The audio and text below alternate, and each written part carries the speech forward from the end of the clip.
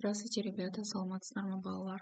Мы продолжаем изучать раздел «В здоровом теле здоровый дух», урок номер 48. Упражнение номер 1. Бірінші тапсырма. Послушайте стихотворение. Стихотворение дегеніміз не еді, балалар, ол жаттау, я. Жду я друга на обед, сладкого к обеду нет. Торта, кекса, пирога, пудинга и творога. Шоколада, мармелада, винограда, лимонада.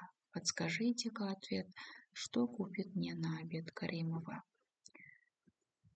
Продукты: тағам, пирог, бәліш, виноград, жүзім. Чем мальчик хотел угостить своего друга на обед? Какая пища полезная, а какая нет? Назовите, чем бы вы угостили своего друга-подругу? Яғни мына жерде бала өзінің досын қонаққа шақырмақшы, иә. Мен досымды обедке күтемін, шақырдым дейді, күтіп отырмын дейді. Ал енді сладкого к обеду нет дейді. Түскі ас кезде тәтті жеуге болмайды дейді. Тарта, кекса, пирога дейді. Осы жердегі тұрған заттың барлығын айтып жатыр. Мальчик хотел угостить друга полезной пищей. Получается, бұл жерде бала өзінің досын пайдалы тағамдармен қонақ қылғысы келді. Я угостил своего друга фруктами. Яғни мен досымды түрлі жидектермен қонақ қылғым келген еді дейді. Упражнение номер 2. Екінші тапсырма. Рассмотри картинку, выбери полезные продукты. Почему ты их выбрал? Яғни сендерге айтып жатыр бұл жерде. Суреттерге қараңдар дейді. Яғни ең пайдалы көкөністі немесе азық-түлікті айтыңдар дейді. Әрі не үшін соны таңдадыңдар деп жатыр сендерден, иә? Так, я считаю, что полезными продуктами являются морковь. Яғни қандай? Ең пайдалы азық-түліктің бірі ол морковь, иә? Морковьтың қазақшасы қалай? Сәбіз. Я считаю, что полезным продуктами является морковь. Яғни бұл жерде сәбіз деді. Теперь я считаю, что полезным продуктами является капуста. Яғни пайдалы азық-түлік ол бізде не? Қырыққабат, иә? Капустаның қазақшасы қырыққабат. Я считаю, что полезными продуктами являются лук. Яғни пайдалы көкөніс ол бізде жуа деп ойлаймын дейді. Я считаю, что полезными продуктами являются яйцо, яғни жұмыртқа дейді. Я считаю, что полезным продуктом являются молоко, сүт, я. Я считаю, что полезными продуктами являются яблоки, яғни алмалар адамға пайдалы деп ойлаймын дейді. Я считаю, что полезными продуктами являются хлеб. Нан да пайдалы, бірақ көп жемеу керек. Я считаю, что полезными продуктами являются бананы. Яғни банандар да өте пайдалы. Я считаю, что полезными продуктами являются сок, яғни шырындар. Осында тұрған заттың барлығы ішінде теріп алатын болсақ, қайсы полезными продуктами являются капуста, яғни қырыққабат, морковь, сәбіз, яйцо, жұмыртқа, молоко, ол бізде сүт, яблоки, алмалар, хлеб, нан және бананы. Осылардың барлығы бізде не екен? Пайдалы.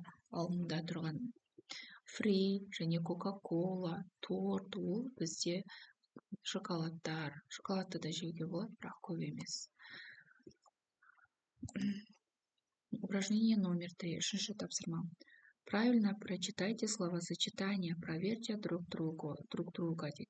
Яғни сөз тіркестерін дұрыс оқы дейді. Және досыңмен бірге тексеріп көр дейді. Вкусный торт. Яғни бұл қалай? Дұрыс па? Дұрыс емес па? Конечно, дұрыс, я. Енді біз мына жерге окончаниясын қою керек. Біз полезный деген жерге, яғни йогурт бізде қандай родта тұр? Мужской родта. Сондықтан да мына жер не болады? Полезный болады. Полезный йогурт. Енді кефир бізде қандай родта тұр? Мужской родта тұр. Сондықтан да свежий кефир болады. Яғни мына жерде полезная морковь, то есть вкусная морковь, бұл бізде қалай болады? Бұл жерде яғни полезная капуста болады, потому что капуста бізде қай родта тұр, женский родта тұр, сондықтан да мына жерде полезная болады. Ал мына жерде сметана бізде қай родта тұр, женский родта, иә, яғни бұл жерде мына жерде не болады, свежая капуста болады. Енді мына жерде вкусное яблоко, яғни яблоко деген бізде қай родта тұр, средний родта, окончание де бізде қандай бұлардың соңы ое, сондықтан да вкусное болады, иә. Енді мына жерде молоко бізде қай родта тұр, средний родта, сондықтан да мына жерде не болады, полезное болады. Мясо бізде қай родта тұр, средний родта, бұл жерде свежее мясо болады. Упражнение номер 4, 4-ші тапсырма. Прочитай текст, мәтінді оқыңдар, назови казахские национальные блюда. Қазақ халқының ұлттық тағамдарын ата дейді. Казахи – гостеприимный народ. Қазақ халқы өте қонақжай халық. Когда приглашает гостей, на стол ставит бауырсаки, курт, казы-карта, жал, жая, шұжық. Қонақ шақырғанда олар яғни не қояды қонақтың алдына? Олар бауырсақ, иә, құрт, қазы-қарта, жал-жая және шұжықтарын қояды деп жатыр. Мясо по-казахски, подают мясо по-казахски дейді. Наливает кумус и шубат, потом пьют чай с молоком. Яғни келген қонақтарға не құяды? Кумус, қымыз және шубат қойып береді. Ал одан кейін барып оларға сүтпен шай береді деп жатыр. Енді осы жерден бізге осының үстінде көріп тұрсыңдар, иә. Казахи гостеприимный народ дейді, иә. Яғни осы жерде кто казахи, кто народ, народ какой? Гостеприимный, яғни мына жерде народ бізде слова предмет, ал гостеприимный бізде слова признаки, иә. Енді мына жерден табамыз слова действияларды, слова предметтерді. Что стол, что курт, что казы-карта, что жал-жая, что шұжық, что делают, приглашают деп айтуға болады. Что мясо, что делают? Яғни, что делают? Наливают. Что шубат, шубат. Что чай? Чай с чем? С молоком. Что делают? Пьют. Когда? Потом. Теперь осы жерден біздің осының ішінен сөз іс-әрекеті табу керек. Бізде іс-әрекет не ол? Слова действия деп айтады. Выбери слова действия, определи их число, яғни қай жекеше түрде ма, көпше түрде ма тұрғанын айтып беру керек. Казахские национальные блюда бізде не болады? Бауырсаки, курт, казы-карта, жал-жая, шұжық, мясо, кумус, шубат. Бұлардың барлығы біздің қандай? Қазақтың ұлттық тағамдары. Слова действия, яғни іс-әрекет. Что делают? Приглашают. Яғни что делает? Ставят. Что делают? Яғни что делают? Наливают. Что делают? Пьют. Барлығы қай числода тұр? Множественное число. Бұл множественное число дегеніміз бізде не? Көпше түрі. Упражнение номер 5. 5-ші тапсырма. Прочитай предложение. Сөйлемді оқимыз. Продиктуй однокласснику. Проверь, как он его написал. Поменяйтесь ролями.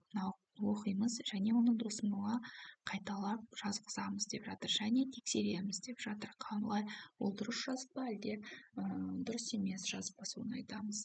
Фрукты и овощи полезная еда. Яғни бізде не? Көкөністер мен жемістер, олар өте пайдалы тамақтар, иә. Что фрукты, что овощи, что еда.